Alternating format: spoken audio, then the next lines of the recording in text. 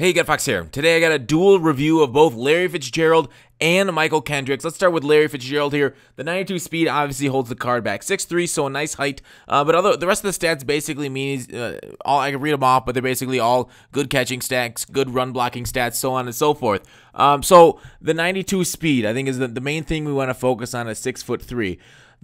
The issue with catching in Madden and giving us a possession receiver is that they don't seem to catch it like an extraordinarily much more. God, I can't speak. A huge, much better, greater, sooner, better. I don't know. Anyways, they don't seem to catch it a ton more. They do in fact catch it a bit more. Like, don't get me wrong, like the Fitzgerald, he's got precision route running with the 96, but that doesn't matter. It's over 91 this year. But he will hang on to stuff in traffic. Like, as you saw the first clip that I showed, I rat catched it. I took a hit and I still hung on to that. It's like really weird for a card to be able to do that. For Fitzgerald and his ability to hang on to the ball in traffic, being 98 catch in traffic, it's impressive, but the problem is, like, it doesn't happen that often. Oftentimes you can just low throw it, and he'll get you in more trouble. Like, because if you run drags, like a lot of people do run drags, he's not going to really provide that explosive threat to, like, really beat the defense much, to get you the rack yardage that you need to really separate.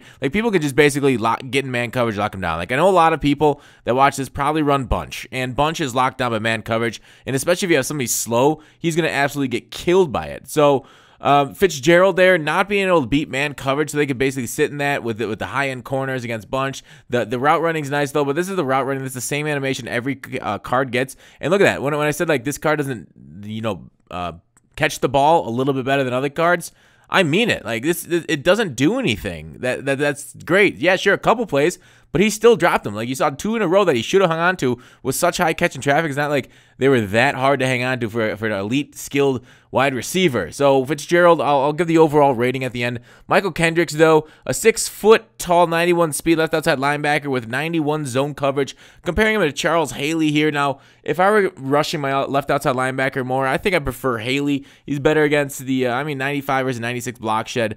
Haley also you can get physical front, so get that up to 99. But the Von motivator won't be able to get in. I guess you can always sub Kendricks in.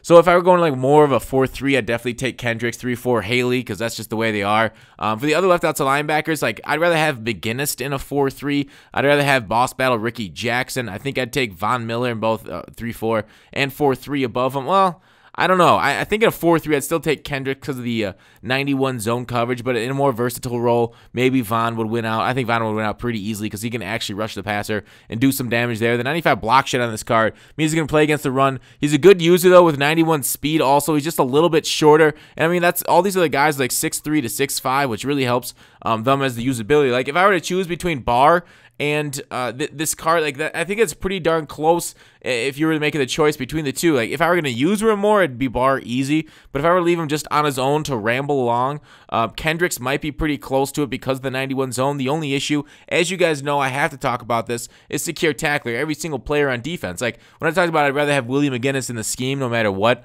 over this card. It's because of secure tackler. Yeah, Kendricks costs about half as much, so that has to be factored into it. And you know, price is a huge factor of mod. I mean, this entire game mode is around building what you can afford. So Barr, for the price, I'd definitely take this Kendricks over the Barr, unless I'm usering, because Barr is twice the price, but twice the user with the 5 extra inches on him.